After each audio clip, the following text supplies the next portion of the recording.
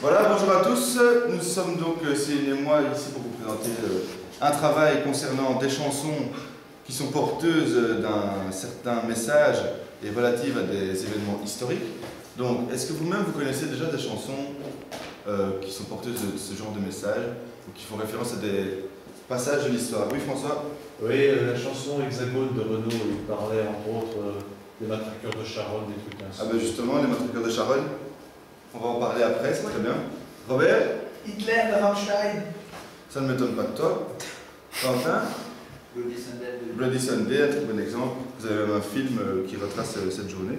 Alors nous, le sujet qui nous a été désigné par M. Dufay, c'était les luttes pour l'indépendance de l'Algérie et certaines manifestations qui ont eu lieu à ce propos. Et également l'immigration suite aux politiques de Nicolas Sarkozy, voilà, ministre de l'Intérieur. Donc on va analyser 3 chansons, on va vous mettre par groupe, chacun une chanson, on va les écouter ensemble. Mais d'abord, je vais vous montrer une petite vidéo pour vous remettre un peu dans le contexte de la guerre d'Algérie et de l'indépendance qui s'en est suivie. Merci Patrick. Je m'appelle Lucien, j'ai 24 ans. Je suis né à Paris en 1938. Comme tout le monde, j'ai été appelé en Algérie.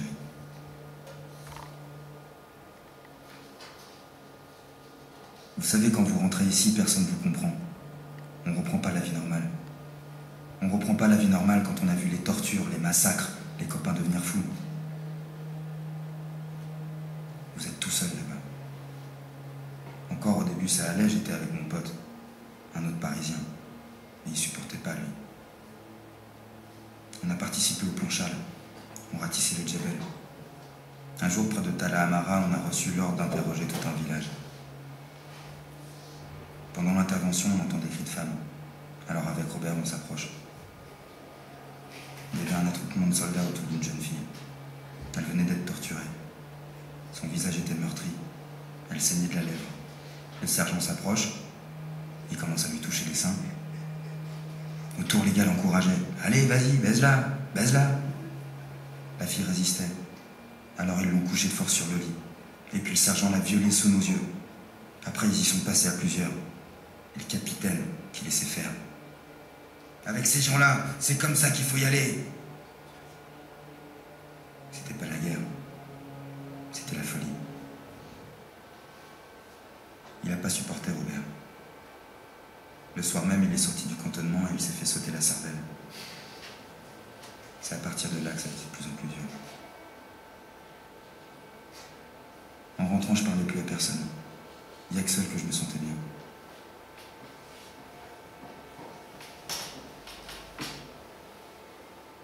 Je voulais témoigner, raconter ce que faisait l'armée française en Algérie. Je me suis trouvé une petite chambre à Saint-Germain. J'ai repris les notes de mon carnet et j'ai écrit pendant 6 mois.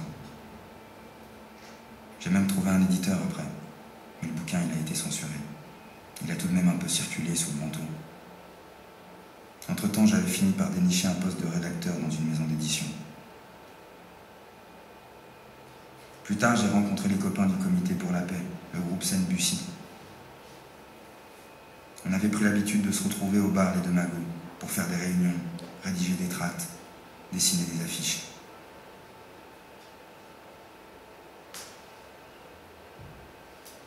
Le soir du 17 octobre, je rentrais chez moi en Solex. Il devait être 20h.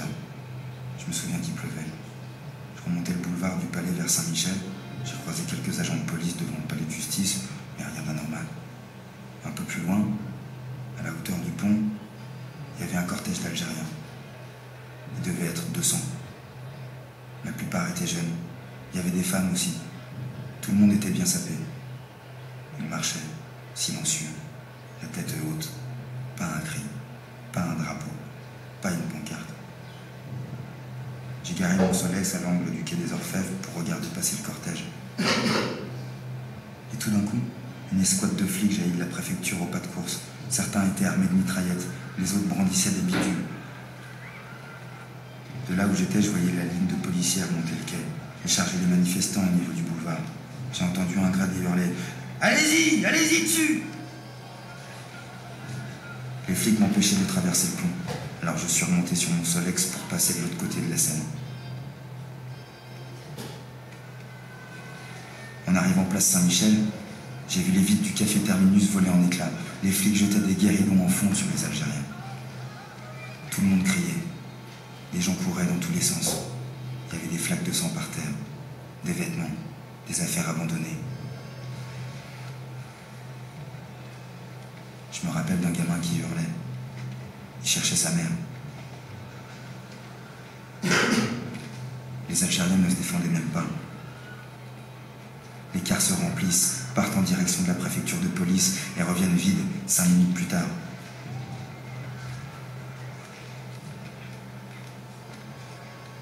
J'ai vu un Algérien tomber à la Seine. Je ne sais pas s'il échappait au tabassage ou si on l'a jeté. En remontant le boulevard Saint-Michel, je croise 2 voitures arrêtées. Les conducteurs encourageaient les policiers à la chasse aux Algériens.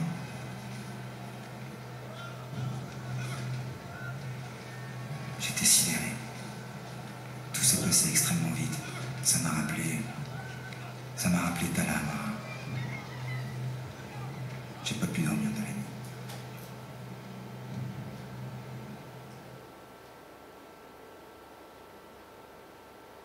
Le lendemain, dans la presse, c'était partout la même chose.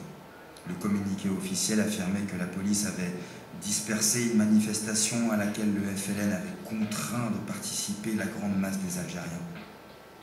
Que des coups de feu avaient été tirés sur les forces de police qui avaient répliqué. Moi, j'ai vu le cortège à Saint-Michel. Les manifestants étaient pacifiques. Quelques jours après la manifestation, j'ai retrouvé les copains du comité au bar Navy. On était tous remontés. Beaucoup avaient vu les saloperies des derniers jours. On a parlé d'organiser un défilé, avec un Français pour un Algérien, côte à côte, coude à coude, pour voir si la police foutrait tout le monde à la Seine. Jean-Paul Sartre était d'accord. D'autres gens connus aussi. La date a été arrêtée au 1er novembre, jour de la Toussaint et du début de l'insurrection algérienne. La décision est prise de présenter le projet à toutes les organisations de gauche, au PC en particulier. Et ben on s'est fait traiter de provocateurs. Après tout, eux aussi avaient voté les pleins pouvoirs à l'armée. On s'attendait à quoi? Le comité a sorti un tract, on a fait une fiche, mais il fallait un truc plus spectaculaire.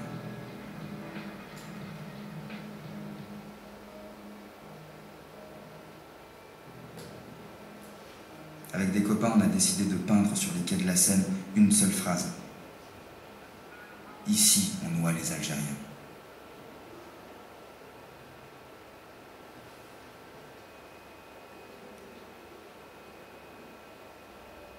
Le 1er novembre, donc, 300 étudiants et militants se sont rassemblés place Maubert, autour de la station de métro. Nous sommes venus aujourd'hui pour manifester contre le fascisme et la répression policière, a déclaré Sartre. La manifestation était silencieuse. À 12h15, alors qu'on était en train de se disperser, une bombe de l'OAS a explosé et fait 3 blessés. Le même jour, des militants PSU se sont rassemblés place Clichy.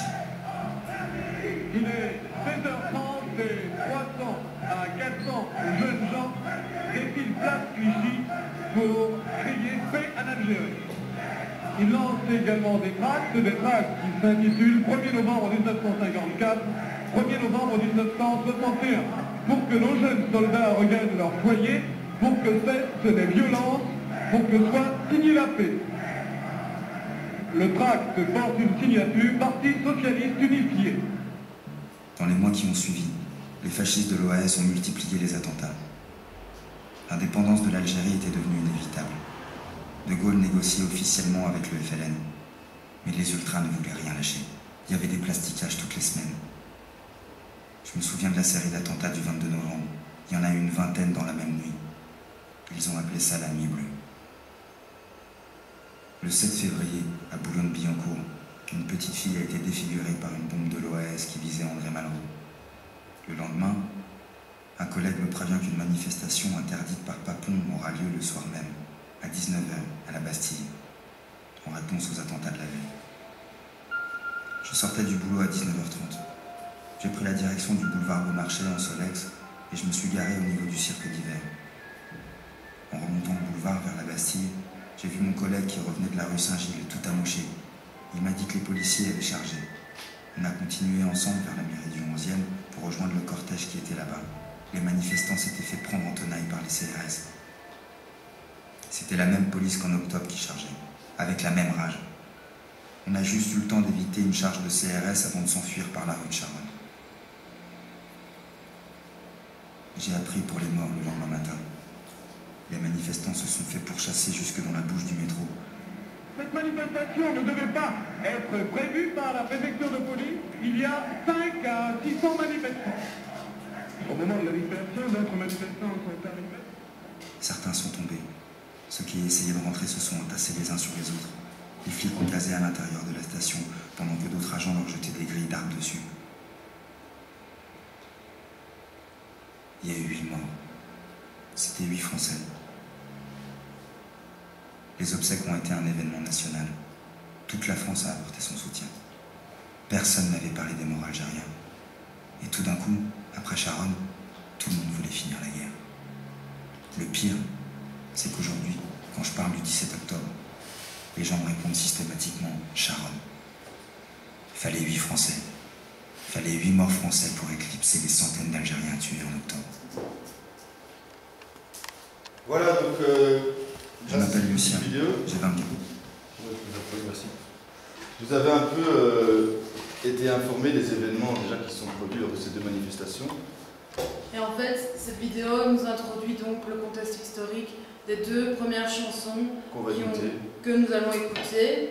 Et la troisième, vu qu'il s'agissait d'une chanson plus actuelle, à savoir avec la politique de Nicolas Sarkozy, en tant que ministre de l'Intérieur, on s'est dit que ça irait plus facilement. Mais en ce qui concerne la guerre d'Algérie, il fallait absolument, et le contexte de manifestation, il fallait absolument un support pour pouvoir introduire ces chansons. Donc nous allons écouter ensemble les chansons.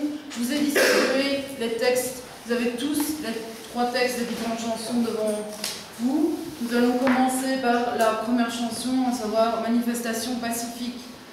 Donc nous allons écouter et prenez les textes devant vous afin de pouvoir suivre les différentes paroles de la chanson.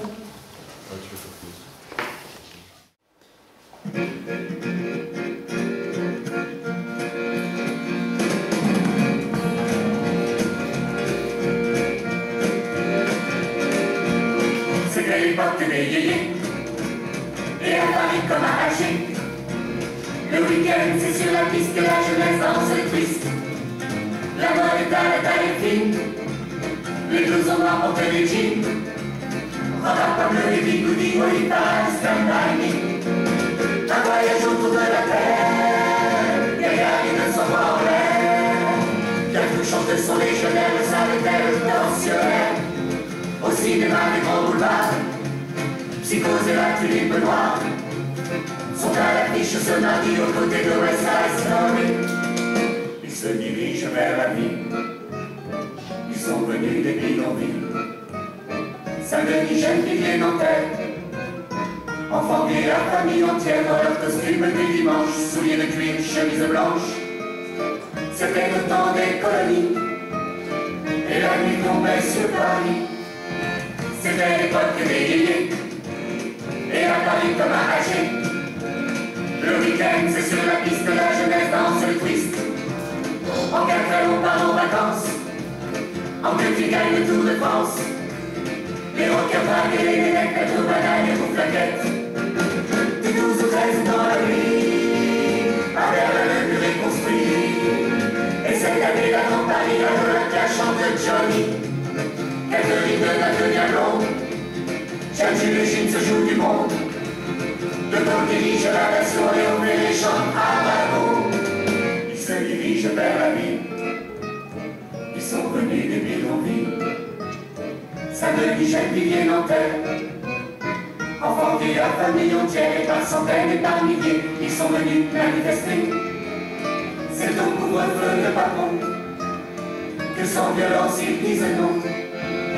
C'était l'époque des yéyés, la capitale est habillée, car l'Algérien c'est l'ennemi traqué dans les rues de Paris, collé au mur dans le métro, main sur la tête ou dans le dos. Ils disparaissent dans des tas, les gens détournent le regard,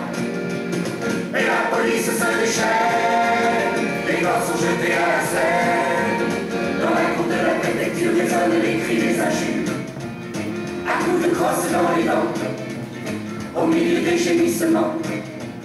Femmes traînées par les cheveux et plein de rires et coups de feu. Ils se dirigeaient vers la ville, ils arrivaient des bidonvilles. Les morts se comptaient par centaines, les eaux muettes de la Seine les ont emportés dans la nuit, vers le silence, vers l'oubli. Longtemps après, qui se souvient, 17 octobre 61, c'était l'époque des yéyés. Et là, vous avez toutes des photos de personnes qui ont été arrêtées ce jour-là. Voilà. On va enchaîner tout de suite avec la chanson suivante. La chanson suivante, il s'agit de la chanson à propos de la manifestation qui a eu lieu au métro Charonne. Et donc, vous avez pu voir les images juste avant, donc à savoir la manifestation pacifique qui s'est mal tournée puisque les policiers ont chargé la foule et notamment la foule s'était réfugiée dans cette station métro Charonne et s'est retrouvée prisonnier, il y a eu des morts. Donc on va écouter cette chanson et le titre de la chanson c'est Charonne, la deuxième chanson.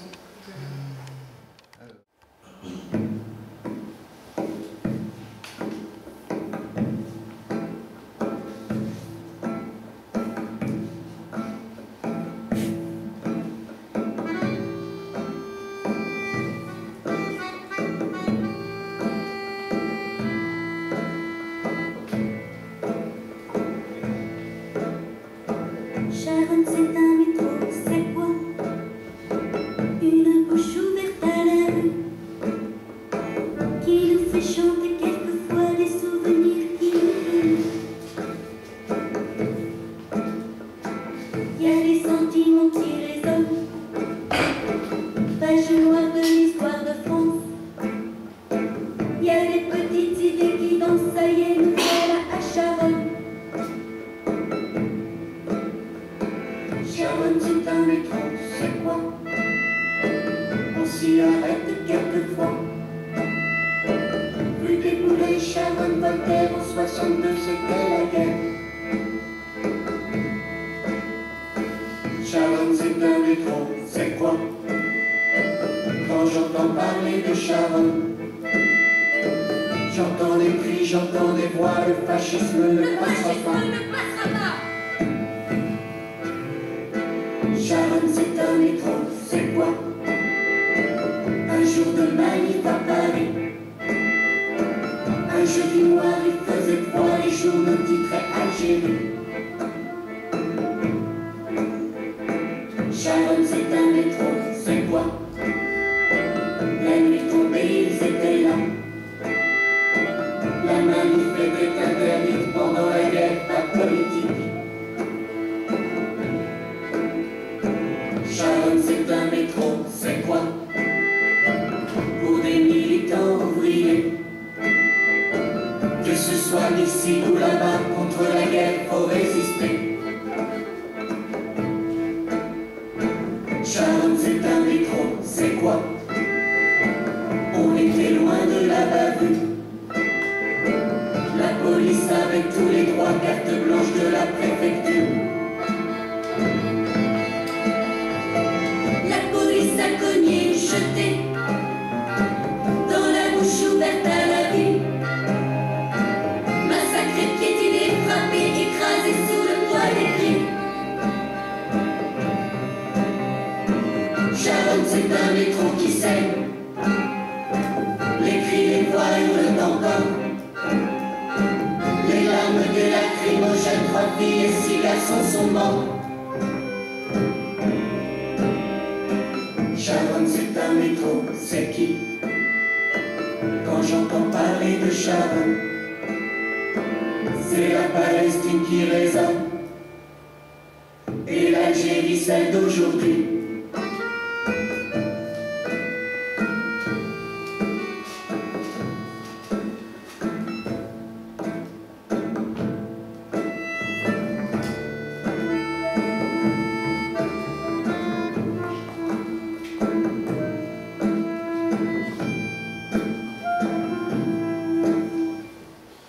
Voilà, donc nous avons entendu la deuxième chanson.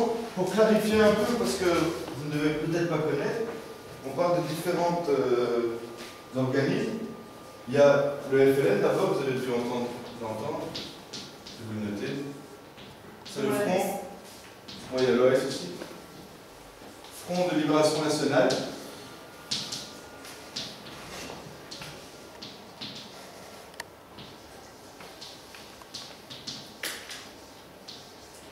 Alors, il y a l'OAS.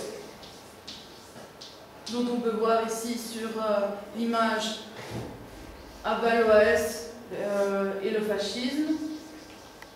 Donc l'OAS, c'est l'organisation armée secrète. Donc je vais vous expliquer un peu rapidement.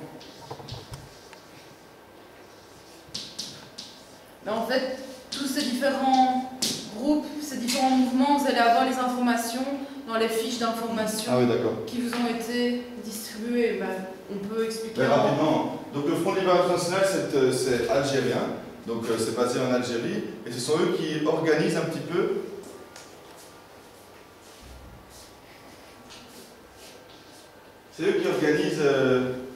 la révolte donc, des Algériens contre la métropole française. Les têtes pensantes se trouvent principalement en Algérie, mais ils envoient leurs ordres et leurs conseils jusqu'en France, même jusqu'au centre de la capitale. Quand il y a une manifestation à Paris, c'est le FLN qui l'a organisé, qui l'a pensé à la base. Et alors, notamment, vous aviez les travailleurs algériens en France qui étaient membres du FLN, ils devaient donner entre 8 et 9% de leur salaire. Et la guerre d'Algérie, la révolte, a été financée, entre autres, par les travailleurs. Alors, l'OS, c'est leurs ennemis, on va dire, quand ils disaient c'est officiel, De Gaulle est en train de négocier pour l'indépendance de l'Algérie, il n'y a que les ultras qui s'accrochent. Ben, les ultras, c'est l'OS. C'est l'organisation armée secrète, c'est carrément une milice armée qui ont fait plein d'attentats, vous avez dû le voir dans la vidéo. Oui, c'est l'indépendance de l'Algérie, donc c'était au moment notamment des discussions, comme Sam l'a dit, avec De Gaulle et l'Algérie pour la possible indépendance de celle-ci. Elle était prévue déjà. Oui, et ils ont donc décidé de réagir notamment. On a pu voir dans le PowerPoint et dans la vidéo d'avant qu'ils ont commis plusieurs attentats pour dire non, nous ne voulons pas l'indépendance de l'Algérie. Leur slogan c'était l'Algérie est française et elle le restera. Voilà. Donc vous voyez qu'il y avait des gens assez extrémistes. De même que les ordres qui étaient donnés aux policiers de par la préfecture, c'était vraiment incroyable. C'était, comme ils disent, vous avez carte blanche à la préfecture. Et ce qui est assez fou, c'est qu'il y a eu plusieurs centaines de morts, en tout cas, c'est l'estimation des manifestants lors de la première manifestation pacifique. Et il a fallu attendre qu'il y ait 8 Français qui décèdent à Charonne pour que vraiment l'opinion publique soit mobilisée et soit du côté donc, du FLN pour l'indépendance de l'Algérie. Alors vous verrez aussi dans les fiches, normalement, donc le numéro de titre c'est le GPRA. Je ne vais pas l'écrire, mais c'est le gouvernement provisoire de la République d'Algérie. Donc c'est ce qui était à la tête, je dirais, de l'Algérie avant l'indépendance. C'est un gouvernement provisoire. Alors maintenant, on va vous faire travailler en 2 groupes. Donc vous pouvez rester comme vous êtes là pour l'instant, c'est parfait. Vous avez une préférence pour les chansons. On va en faire que 2 ou 3 pour être plus court. Donc vous pouvez travailler sur la manifestation pacifique, et vous sur Charonne, ça vous va? Alors, vous avez reçu les feuilles, je vais laisser Céline l'expliquer. Donc, dans cette fiche, vous avez les différentes informations, et notamment celles que nous venons de donner, par rapport à ces différentes chansons. En fait, ce qu'on vous demande, c'est de nous dire en quelques mots ce qui s'est passé à cette époque-là, à ce moment-là, quel est l'événement principal que raconte la chanson, et de nous situer cette chanson. Vous avez vu, vous avez tous reçu une ligne du temps. Le but est de situer cet événement sur la ligne du temps. Donc on va vous laisser quelques minutes pour travailler ça en groupe. Voilà, alors on va demander à un représentant pour chaque groupe de venir replacer une date sur la ligne du temps et de nous expliquer très brièvement ce qu'il en a retenu. Alors je vois que Quentin a envie de venir, ou Robert, Norman.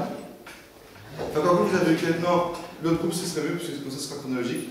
Patrick, François, Antoine, Mani, qui vient? Allez François, viens au tableau.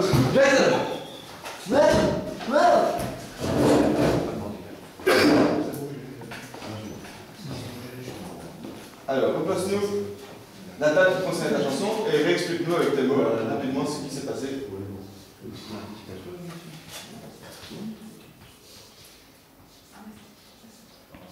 Le 17 octobre 1961.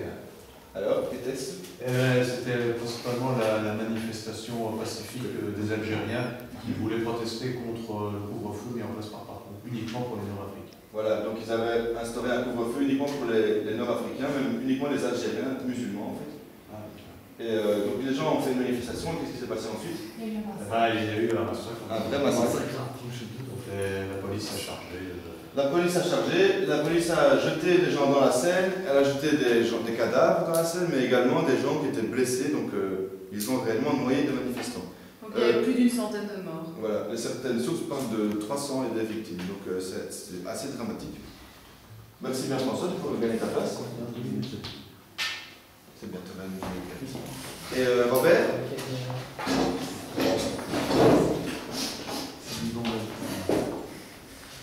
Donc replacez bien la date de l'autre groupe. Donc faites-le sur votre feuille aussi. Non, mais c'est dit. Moi, ici, quand j'ai mis. Alors, tu sais, parce que là, t'es à l'indépendance. Ouais, mais il y a l'indépendance.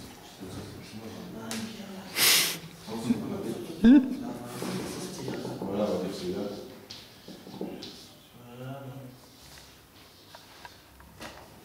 Donc, à peu près 4-5 mois plus tard. Donc, le 8 février 1962, eh bien, c'est le massacre qu'il y a eu à Charonne, dans le métro de Charonne, qui est à la base de ce qui va donner l'indépendance de l'Algérie. En tout cas, c'est ce qui va mobiliser l'opinion publique, qui va tout d'un coup être très attristé par la question du fait qu'il y avait eu 8 victimes françaises dans cette manifestation, et on le rappelle, plusieurs centaines à la première manifestation. Donc c'est ça qu'on a essayé de souligner ici dans ce travail. Merci Robert. Et on peut également préciser que suite à l'actualité, on entend énormément parler de nouveau de cette période, et notamment de la guerre d'Algérie et de la période qui a suivi avec les nombreuses manifestations et les nombreux conflits suite aux problèmes rencontrés en France à l'heure actuelle avec la fusillade, etc. qui s'est passée lundi à Toulouse. Voilà. Il y aurait plein de choses qu'on pourrait ajouter, mais on va essayer de se limiter, étant donné notre agenda surchargé de tous. Voilà, je vous remercie. Je remercie d'une part Sam Delay et Céline Lecoq pour la présentation de leur travail. Il s'agissait, à partir principalement de 2 chansons engagées, de comprendre quelles avaient été les réactions suite à la guerre d'Algérie. Bon. Alors, première chose, très bien pour le choix des documentaires, qu'ils soient filmés, audiovisuels, ou que ces documentaires soient présentés sous forme de chansons. Donc là, pas de problème. C'était des témoignages qui, dans les 2 cas, sont assez explicites, assez poignants, émouvants d'ailleurs aussi, et ils constitueraient les uns et les autres d'excellentes introductions pour une leçon, donc sur un sujet qui est ô combien d'actualité, puisque depuis 3 semaines, 1 mois, de nombreuses émissions télévisées et radiophoniques sont consacrées à ce sujet, à la télévision et à la radio. Toutefois,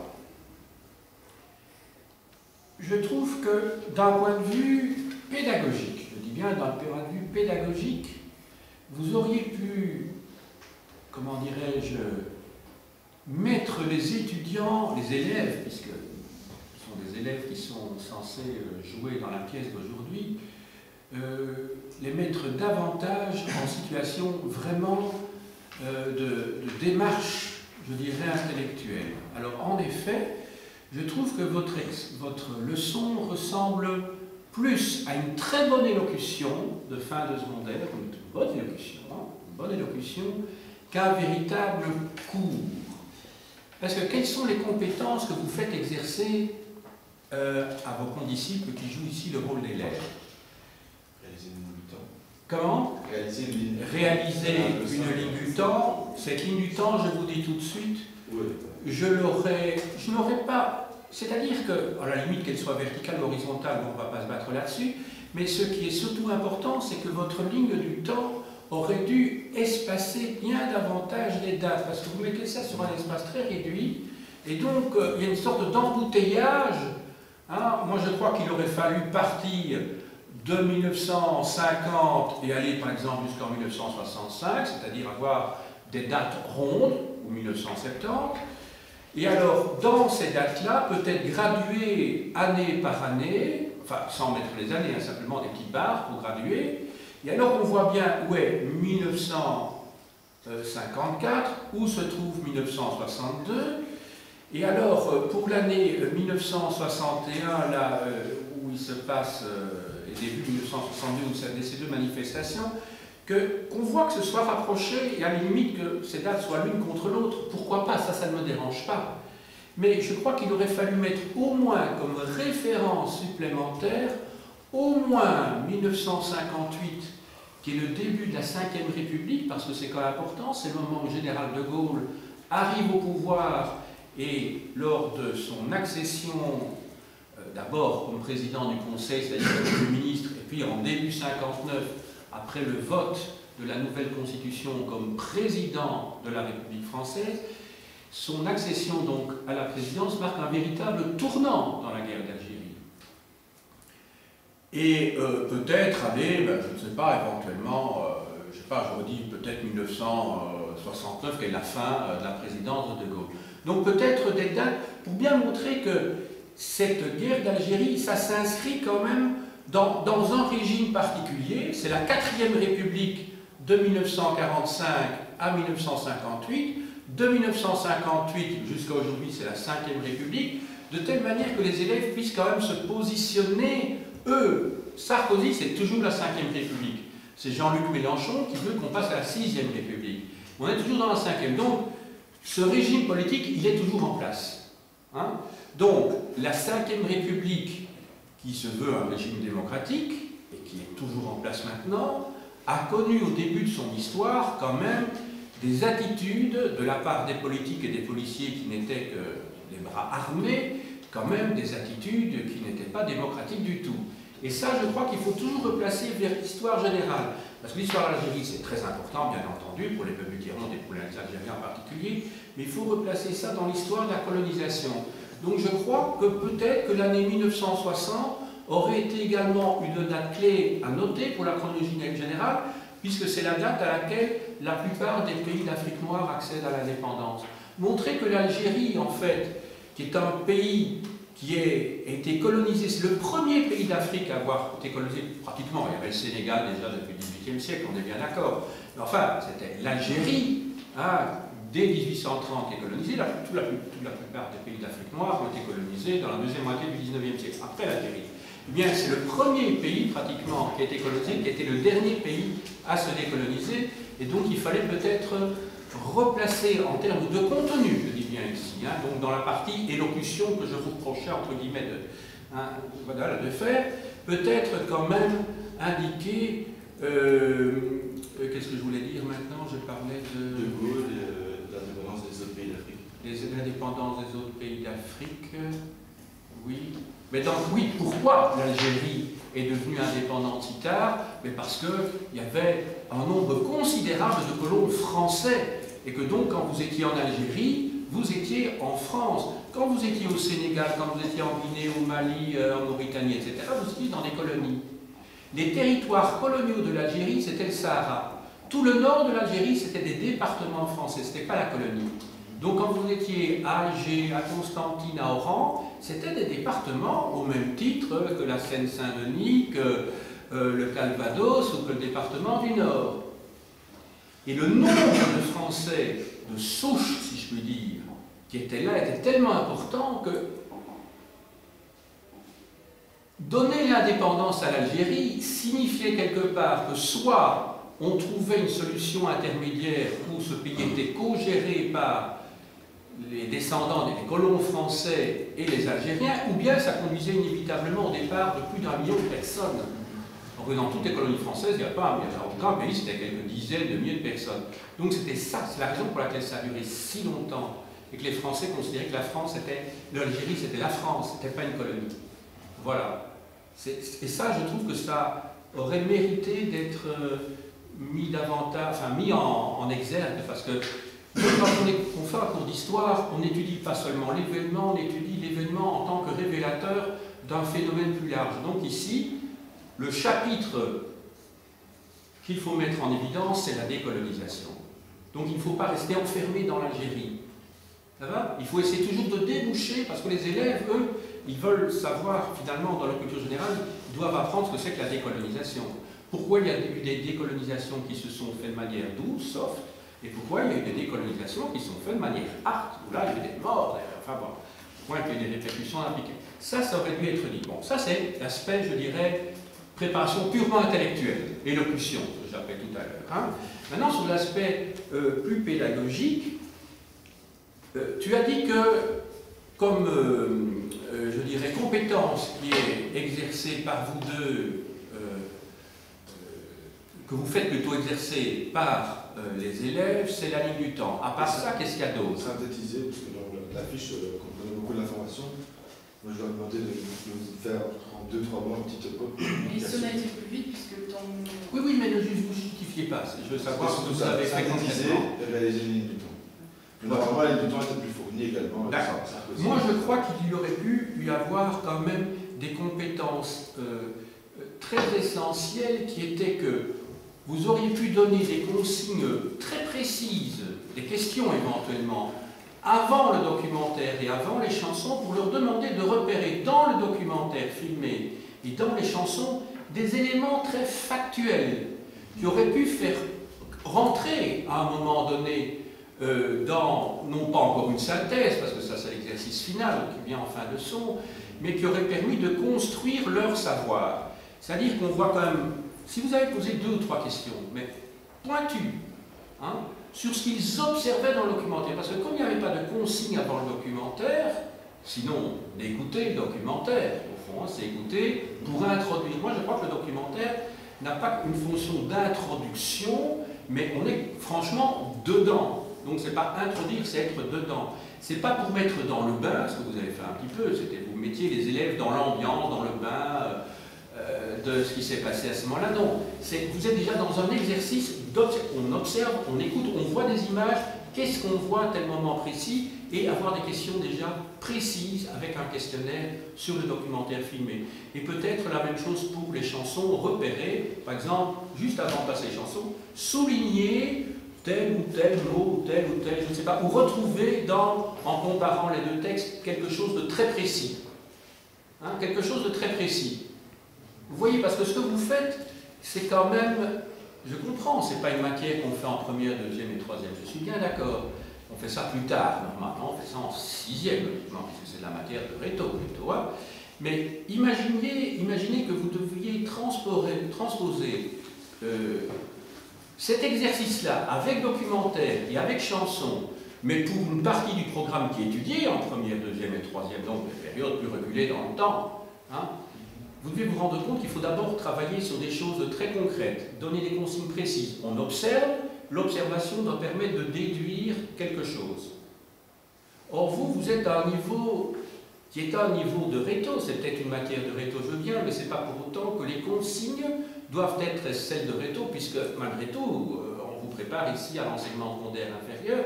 Donc il fallait imaginer quand même des compétences du cycle inférieur applicable à une matière, peu importe qu'elle soit du cycle supérieur, on s'en fiche complètement que ce soit du cycle supérieur. Vous voyez des choses, comme on en fait en secondaire inférieur, très concret, très concret.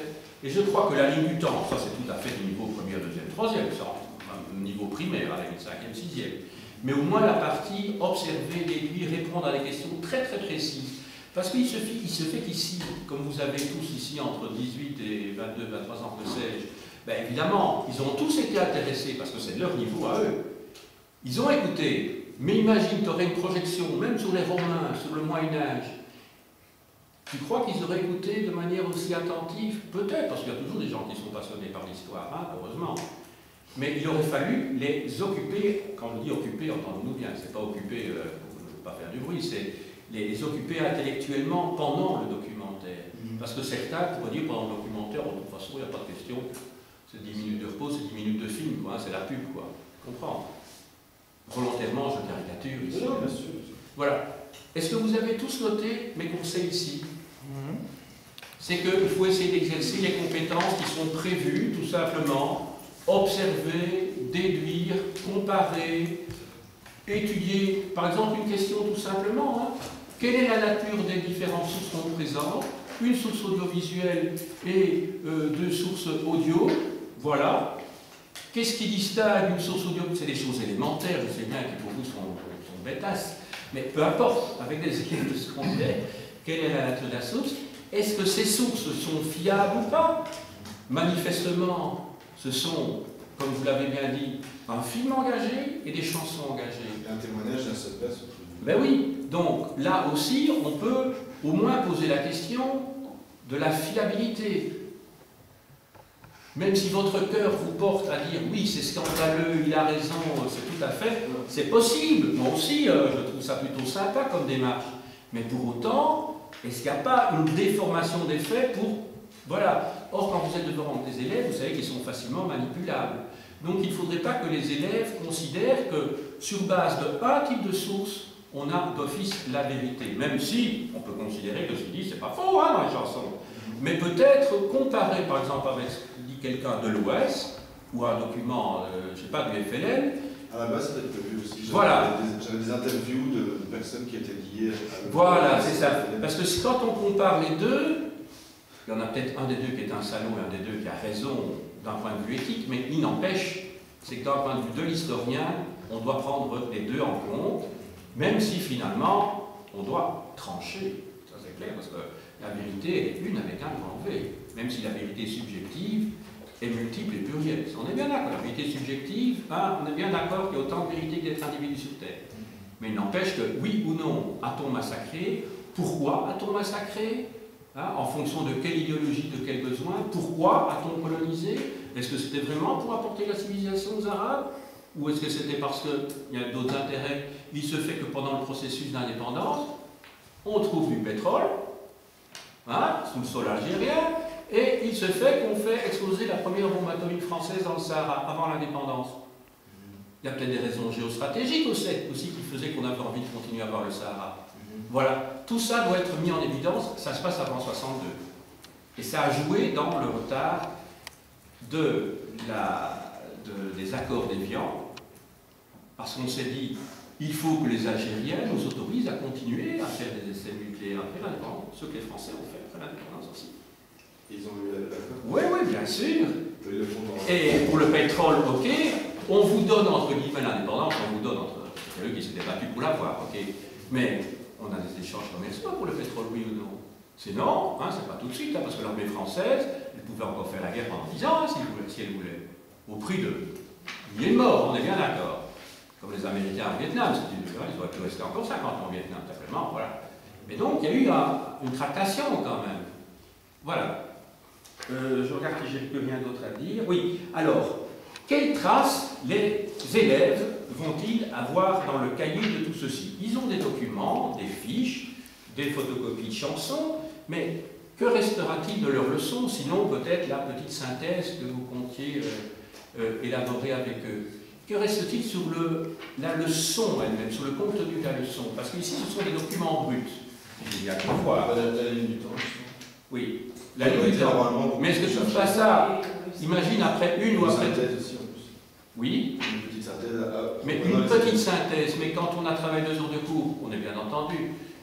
Mais il faut quand même, puisque vous avez axé mis surtout la gomme, si je veux dire, sur l'aspect plutôt contenu et intellectuel, à partir d'outils pédagogiques intéressants, les chansons, les films, etc. Est-ce que ça ne mérite pas d'avoir quelque chose de plus conséquent et de structuré, c'est-à-dire pas une synthèse sous forme de 6 lignes d'affilée, mais avoir des titres, les causes, le déroulement, etc. Mais une page, pas plus. À la limite, vous auriez pu même préalablement faire cette feuille. Donc, si vous n'avez pas le temps de le faire en classe, vous faites une fiche de synthèse, mais bien structurée, avec des titres et des sous-titres, et pas un texte continu. Ce que je reproche souvent quand je vais voir les étudiants, c'est qu'ils font une synthèse de 5 ou de 10 lignes, Et moi, je crois que pour les élèves, c'est plus important d'avoir en une demi-page des titres et des sous-titres. C'est beaucoup plus facile à fixer. Cause, conséquences, etc. Vous voyez, avec des grand A, grand B, petit 1, petit 2, plutôt d'avoir un texte de 10 lignes qui est souvent indigeste, qui est difficile, ou alors ils apprennent par cœur, ce qu'ils font la plupart du temps. Et le jour du contrôle, de l'interro, ils remettent par cœur la synthèse de 10 lignes. Voilà. Avez-vous, Céline, as-tu des choses à dire, hein? Ici, on n'est pas dans un tribunal où il y a un procureur et des accusés, mais moi j'aime bien connaître votre projet, que vous m'aviez développé quand même à certains moments, mais simplement j'essaie de vous dire en quoi il y a moyen d'améliorer. Ce sont des conseils, bien entendu. J'ai dit.